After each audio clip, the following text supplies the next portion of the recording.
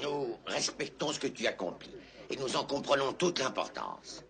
Et jusqu'à quel point es-tu disposé à accepter nos lois? Nous avons entendu dire que tu guéris des malades pendant le sabbat. Voudrais-tu que notre peuple ne se repose plus ce jour-là? Si l'un de vous ne possédait qu'une seule brebis et qu'elle tombe le jour du sabbat dans une fosse, n'irait-il pas essayer de la retirer? Oui, mais... Dieu a fait le sabbat pour l'homme et non l'homme pour le sabbat. Oui, nous comprenons cela. Nous comprenons ce que tu veux dire par là. Mais cela ne risque-t-il pas de troubler l'esprit des hommes simples? Nous vivons guidés par la loi.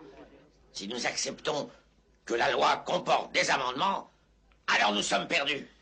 Aujourd'hui, par exemple, s'il n'y avait pas eu la rigueur que nous avons reçue de Moïse, nous n'aurions pas nos lois, nous ne serions même plus un peuple digne de ce nom. Mais c'est l'excessive tolérance, c'est le manque de rigueur de ton enseignement qui nous a fait pressentir qu'il y avait danger. La loi, pour moi, c'est la sécurité. Elle est la ligne de conduite de toute ma vie. La mesure qui m'aide à juger si cet homme-là est bon et cet homme-là mauvais. Tu ne dois pas juger.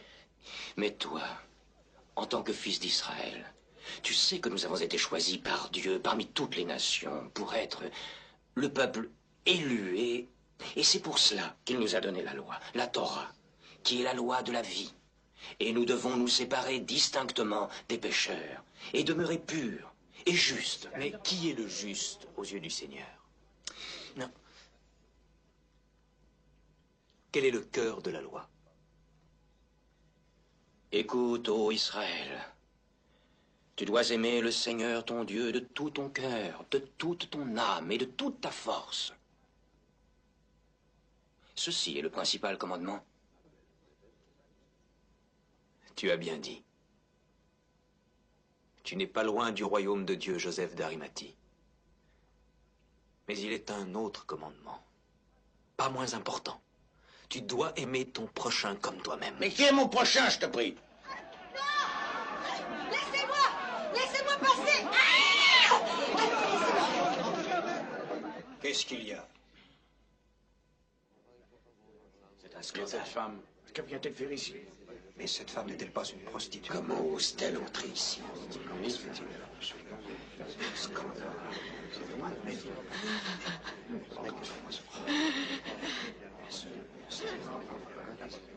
Elle le souille. Ici, ce n'est pas un endroit pour toi, femme. Allez, quitte cette maison. Simon, assis-toi. Mais Rabbi, sais-tu de quel genre de femme il s'agit? Je t'en prie, Simon.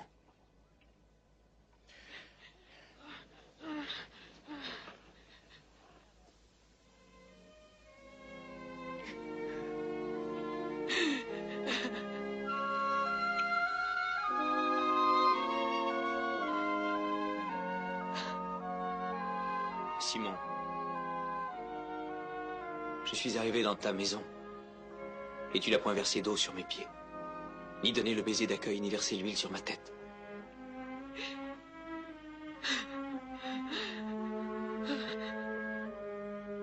Elle a mouillé mes pieds de ses larmes,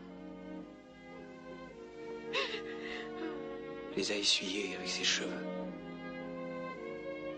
et les a oints de parfum.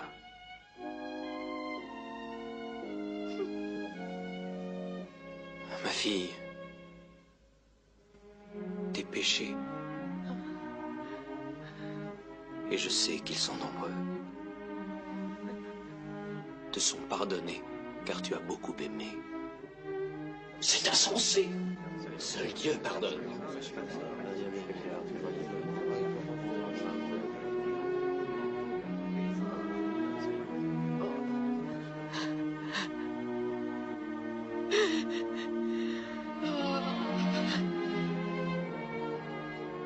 Ta foi t'a sauvé.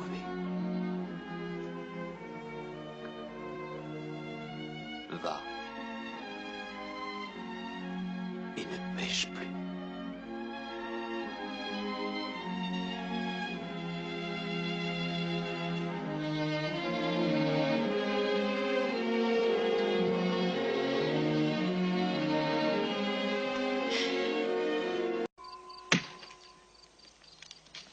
Ne croyez pas que je sois venu apporter la paix sur la terre. Je ne suis pas venu apporter la paix, mais une épée. suis venu mettre la division entre l'homme et son père, entre la fille et sa mère. Et l'homme aura pour ennemi les gens de sa maison.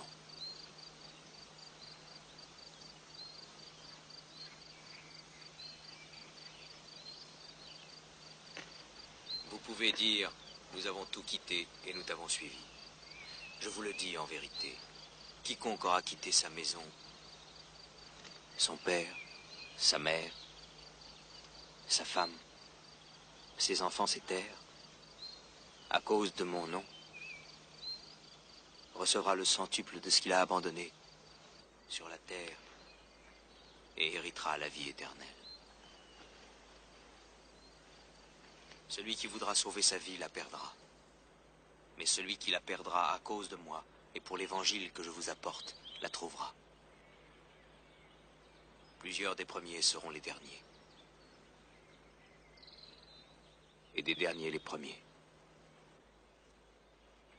Ne vous amassez pas des trésors sur la terre, où la teigne et la rouille détruisent, et où les voleurs percent et dérobent.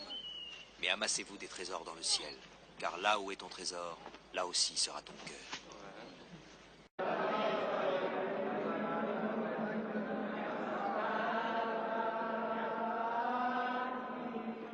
Aimez vos ennemis.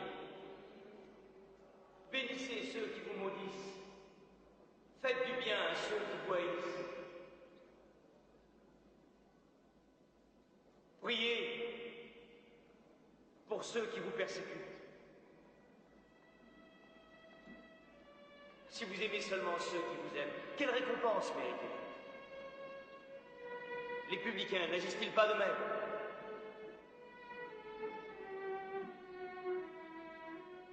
Si quelqu'un vous frappe sur la joue droite,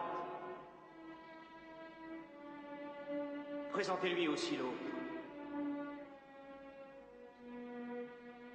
Si quelqu'un veut prendre votre tunique, laissez-lui encore votre manteau. Donnez à celui qui vous demande. Ne vous détournez pas de celui qui veut emprunter de vous. Ne faites pas à autrui ce que vous ne voudriez pas qu'on vous fît à vous-même. Ne jugez point, afin que vous ne soyez point jugés. Ne condamnez point, et vous ne serez point condamnés. Pardonnez, et vous serez pardonnés.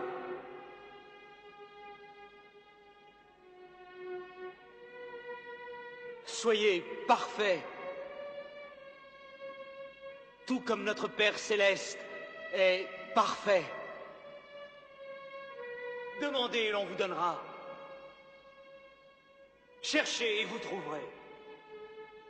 Frappez et l'on vous ouvrira. Car quiconque demande reçoit, celui qui cherche trouve, et l'on ouvre à celui qui frappe. Quel père refuse à son enfant? Si donc, méchants comme vous l'êtes, vous savez donner de bonnes choses à vos enfants, à combien plus forte raison votre Père qui est dans les cieux donnera-t-il de bonnes choses à ceux qui les lui demandent?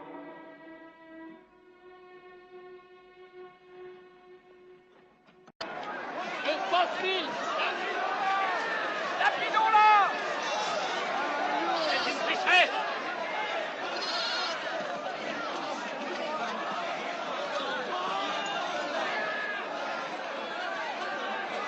Lapidons-la! Qu'est-ce que signifie ce bruit? C'est une pécheresse! C'est une femme adultère! Elle doit être punie selon la loi! Conduisez-la au maître.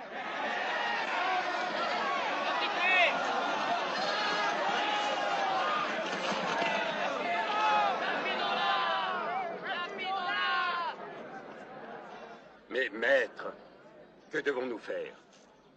Cette femme a été surprise en flagrant délit d'adultère. Moïse, dans la loi, nous a ordonné de lapider de telle femme. Toi donc, que dis-tu? Réponds, maître. Nous voulons avoir ton avis. Oui, conseille-nous. Est-il juste de la tuer? Que celui d'entre vous qui est sans péché, que celui-là jette la première pierre.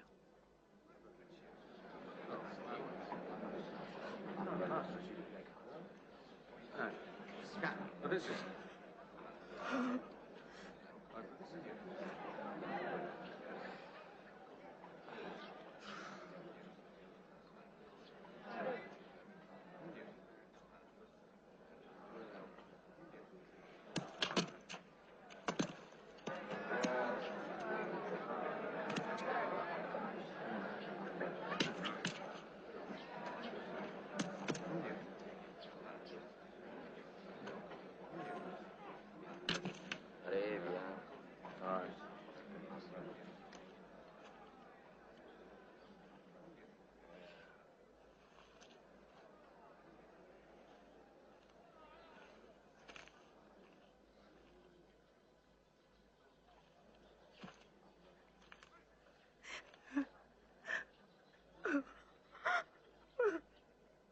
Femme, où sont ceux qui t'accusaient?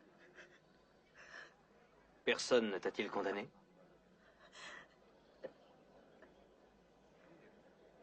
Non.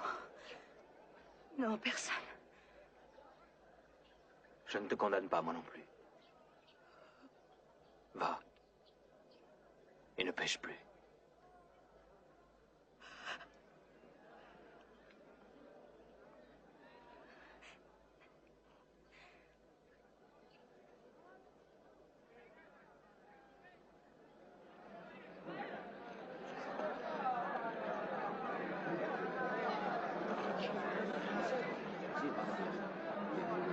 Maître, je suis Barabbas, le zélote.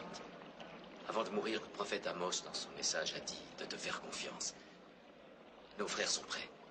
Les gardes du temple sont avec nous. Enfin, le jour de la vengeance contre les Romains est là. Chaque jour, ils resserrent un peu plus leur emprise. Notre peuple s'est habitué à l'oppression. Mais avec toi comme chef, et avec notre groupe en armes derrière toi, il se soulèvera, il apprendra très vite à se battre. Certains prêtres et les Sadducéens ont dit « Obéissez aux lois de César ». Ils ne parlent pas dans l'intérêt du peuple juif. Donne-nous tes ordres. Quoi que tu dises, nous t'obéissons.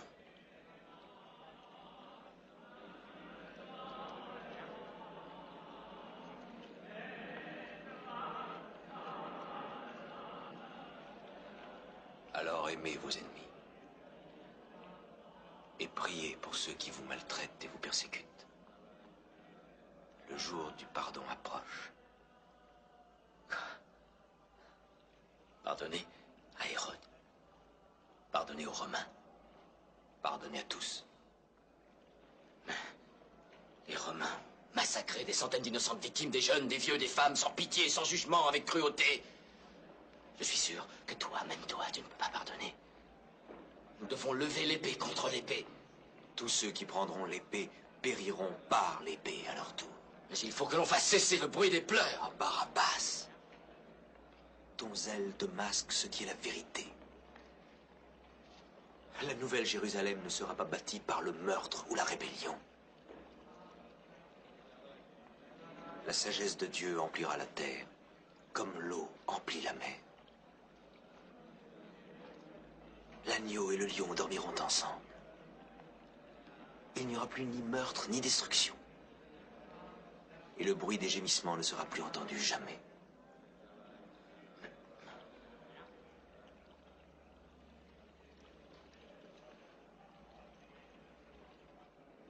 Pendant que nous attendons que ce jour arrive, notre peuple, lui, vivra dans le deuil et les lamentations.